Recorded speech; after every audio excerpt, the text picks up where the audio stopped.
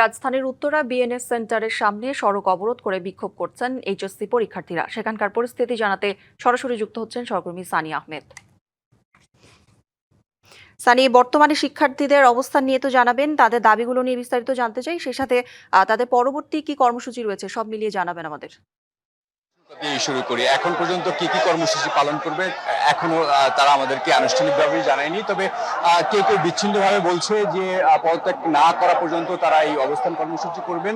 তবে এখানে স্লোগানে মুখরিত করছে। ঠিক যখন 1টা বাজে তার পরীক্ষা শেষ হওয়ার পরেই তারা এখানে সড়ক অবরোধ করে এখানে অবস্থান নেয়। এই মুহূর্তে আমি রয়েছি বিএনএস সেন্টারের উত্তরা যে এলাকাটিতে, এই ঢাকা ময়মনসিংহ রুটের মধ্যে, যেখানে এখানে শিক্ষার্থীরা বিভিন্ন স্লোগানের মধ্যে তাদের দাবি দেওয়ার কথা বলছে। তারা বলছে শিক্ষামন্ত্রীর পদত্যাগের পরেই তারা রাস্তা ছেড়ে উঠবেন। একজন শিক্ষার্থীর সাথে যদি আমরা কথা বলি, আপনি কেন এখানে দাঁড়িয়েছেন, আপনার দাবিটা কি? আমাদের যে কালকে অনেকগুলো দাবি ছিল, তার মধ্যে শুধু একটাই পূরণ হয়েছে যে 14 মার্ক দেওয়া হবে, এটা মানা যায়। কিন্তু কালকে অনেক শিক্ষার্থীদের সংসদের বাইরে অনেকক্ষণ ছিল, প্রায় 11টা পর্যন্ত আপনার ছিল, কিন্তু তারা চাইছিল যে আজকে পরীক্ষাটা স্থগিত হোক, স্থগিত হয় নাই। তারা এখনো মধ্যে কোনো পড়াশোনা করে নাই। তারপরে অনেক মনে করেন যেহেতু অনেকক্ষণ ছিল,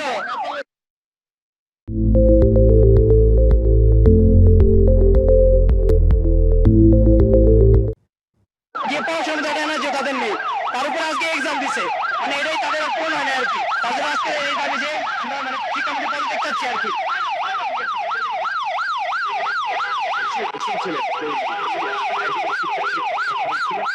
কথা বলছিলেন। আমরা আরেকজন শিক্ষার্থীর সাথে যদি কথা বলার চেষ্টা করি, আমরা জানতে চাইবো তিনি কেন এখানে অবস্থান কর্মসূচি পালন করছেন, কেন কি বা তার দাবি।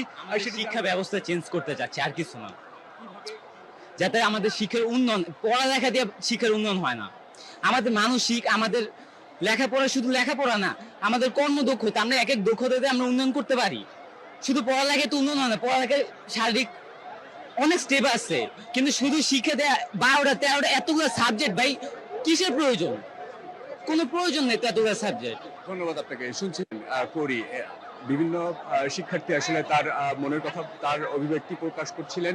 আমরা জানার চেষ্টা করব করি এখানে তাদের যে অবরোধ কর্মসূচি, সেই কর্মসূচি শেষে তারা দিন শেষে কি ধরনের বার্তা আমাদেরকে দেয়, সেটি আপনাকে পরের নিউজে হয়তো জানিয়ে দেওয়ার চেষ্টা করব। করি, এই ছিল আমার কাছে সর্বশেষ তথ্য। সানি, ধন্যবাদ আপনাকে।